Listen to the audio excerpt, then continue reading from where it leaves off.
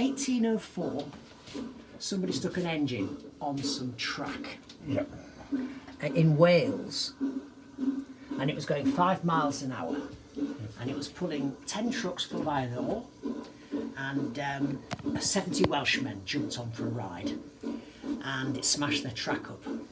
So there was some swearing in Welsh. And I had a Welsh family here a few weeks ago, and they confirmed they do have swear words in Welsh, so that is historically accurate. So there it is, an engine that was seen as a bit of a failure because it smashed the track up. Now, that track was actually basically angle iron. And very thin as well. Yeah. Now, other people started to build engines and put them on railways. The most important person is this guy, George Stephenson. Now, he was from the northeast of England near Newcastle, so he didn't speak English.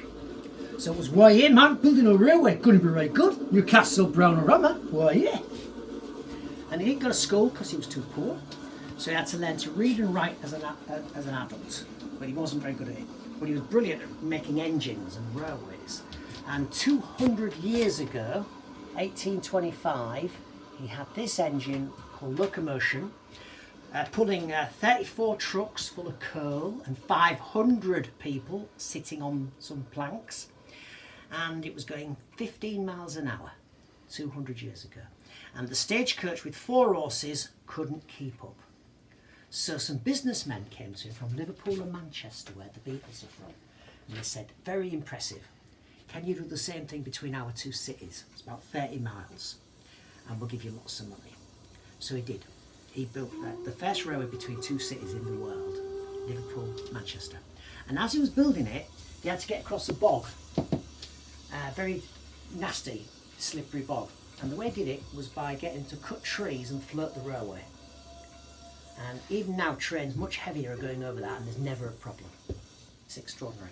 And yet, if you go to Birmingham, which is about 50, 80 miles south of there, there's motorway on stilts, concrete stilts, and they have to spend millions every year repairing the cracks.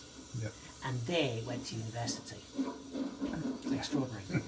Now, as he was building this railway, they said, let's have a competition, who can build the best engine? They said, anybody, bring your engine, put it on the track, test it. If it's the best, we will give you, in modern money, 90,000. His son, Robert, built this engine. The Rocket. The Rocket. And it won because it was the best. The others kept breaking. So you've got water in here, coke, which is like clean coal. You burn it in the firebox and make steam in the boiler. The steam goes into these cylinders at either side, pushes the rod, turns the wheels. When the steam comes, when it's finished working, it goes along that horizontal pipe up the chimney, and that makes a draft for the fire. And they could only use machinery they had available at the time. They didn't have flashy workshops like we have. So apparently the same machine that made cannon was used to bore the cylinders. So there it goes, and it could go 35 miles an hour if it wasn't pulling anything. And the expert said if you go that sort of speed, your head could fall off. And other experts said 35 miles an hour, blood lungs won't work. They're very sure of themselves, these guys. They ignored the experts and literally moved forward. Now, I'm not against experts. There are some brilliant experts. But there are, unfortunately for us, a lot of drips under pressure, which is why they're called experts. It's an old joke, but quite good. So there's the Rocket. Now, it made tons of money, that railway, hand over fist. Tons of people wanted to ride the trains, which were made out of stagecoaches, 3 stagecoaches put together to make 1 carriage. And they made tons of money, so other people started building railways across Britain rapidly. And this is an interesting picture here, and you can see a canal at the front, which when the snow comes down, freezes over and is out of action. You can see a team of horses pulling a wagon, and when the snow comes down, they get a bit fed up and they won't move forwards. But the newfangled railway being built behind them and no expense spared, a little bit of snow, no problem. And it meant that the shops in towns could have fresh food from different parts of the country and different building materials, and people go on holidays outside, you know, see the world a bit. Amazing, massive difference to people's lives. Now, 100 years go by, 100 years, and somebody takes an engine at 126 miles an hour in 1938.